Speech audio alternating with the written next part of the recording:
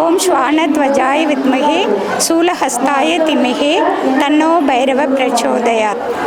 கோயிலுக்குள்ளே வந்தோன்னே ஒரு இனம் புரியாத ஒரு சந்தோஷம், என்னன்னு தெரியல. ஆனால் இத்தனை ஜனங்களை பார்க்கும்போது நம்ம மனசுக்கு ரொம்ப ரொம்ப சந்தோஷமாக இருக்குது.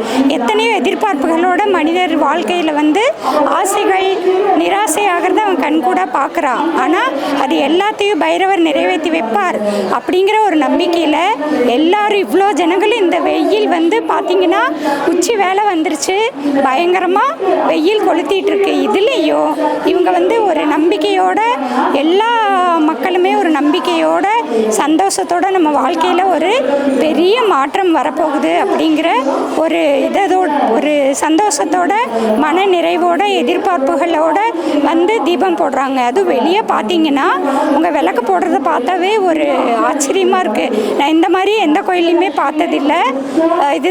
This is my first time.